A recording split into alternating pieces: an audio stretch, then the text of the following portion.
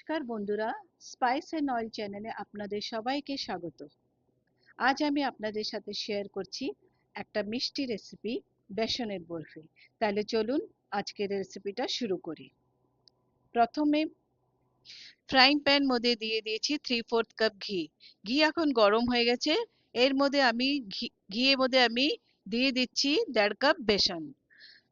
বেসনকে খুব ভালো করে মিশিয়ে নিতে হবে তাকি লাম্পস না থাকে। কন্টিনিউয়াস ওটাকে নাড়তে হবে।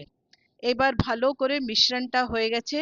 এখন এই স্টেজের মধ্যে গ্যাস বন্ধ করে 3/4 কাপ মিল্ক পাউডার মিক্স করতে হবে। মিল্ক পাউডারকে খুব ভালো করে মিশিয়ে নিতে হবে। তারপরে গ্যাসকে অন করে 2 থেকে 3 মিনিট কুক করতে হবে। আর এলাইচি পাউডার মিক্স করতে হবে। গ্যাস অফ করে এখন মিশ্রণটাকে ঠান্ডা করতে রেখে দিতে হবে। প্যানে আমি 1 কাপ চিনি আর 1/2 কাপ জল দিলাম। চিনি যখন জলের মধ্যে মিশিয়ে যাবে তখন দেখতে হবে কি একতারে চাশনি হয়েছে কিনা। যখন একতারে চাশনি হয়ে যাবে তখন গ্যাস অফ করে দিতে হবে। এখন এই গরম চাশনিকে বেসনের মিশ্রণে মিক্স করতে হবে। আর তো ভালো করে মিশ্রণকে নাড়তে হবে।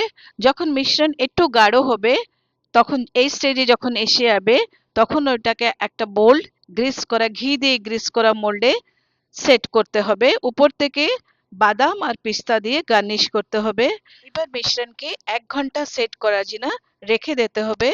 আর তারপরে 1 ঘন্টা পরে এটাকে বরফির শেপে কেটে নিতে হবে।